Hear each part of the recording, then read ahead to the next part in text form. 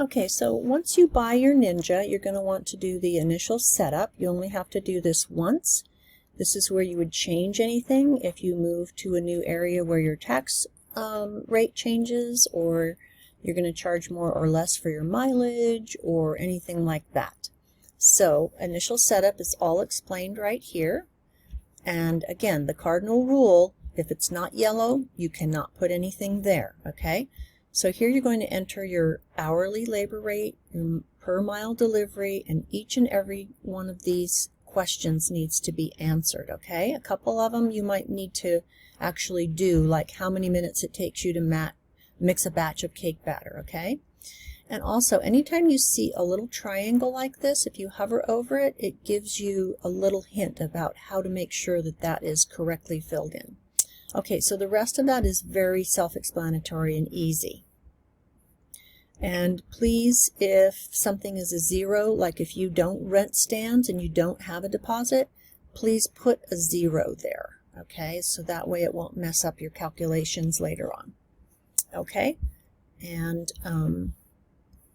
if you are doing deliveries, you can write up to 12 different locations. You write the name of it here. You can see mine. This is Angel Fire, Red River, Taos, okay?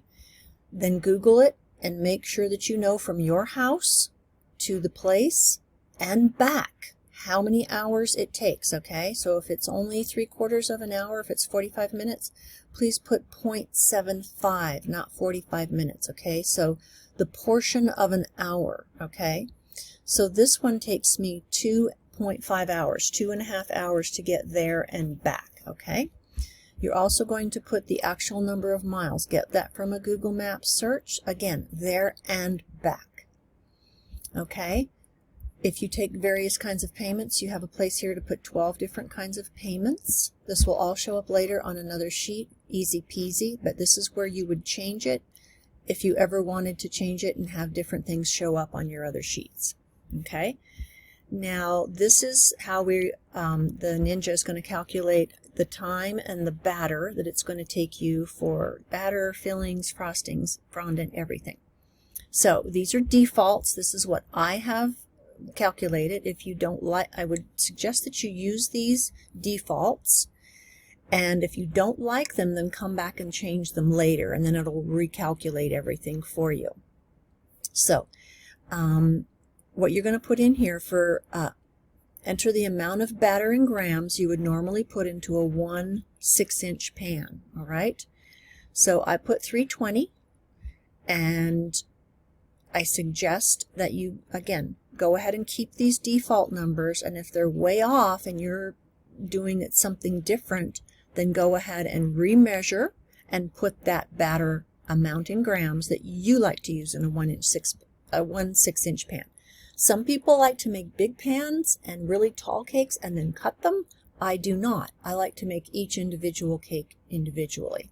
So then you would just put whatever you put in there, okay? And then here, this part is for your taxes, how you pay for things. So let's say you buy some cake pans or you buy a mixer. Well, how do you usually pay for those things? So these are the options here that I have, and you have several more that you can add.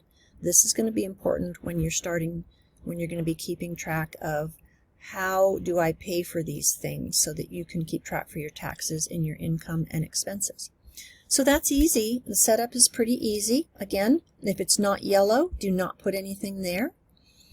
And now once you have all these things in here, this is how the Cake Ninja is going to calculate the cost for your cakes, because you're telling it takes me this many minutes to make a batch of frosting, this many minutes to make a batch of batter, this many minutes to do my cleanup.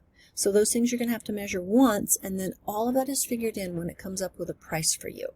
Then if you change your mind and you find that, oh, I'm taking a lot less to clean or a lot more to make frosting, well, you just come over here and you change it, and then you'll get more and more accurate in your pricing. So that's the setup, and once you do that and you're all happy with it, you can hide this sheet to keep your Ninja nice and clean. The only thing you need to do is go down here to the tab, click on that little downward arrow. You can hide the sheet. It'll always be there. It won't go away. and you can just hide it, and then it's not going to be in your way. If you want to find something that you've hidden, you just go over here, and this will show you all your sheets here. Okay? If it's grayed out, like these are kind of grayed out, that means they're hidden. Simple. All right, there's the tutorial for the setup. Thank you.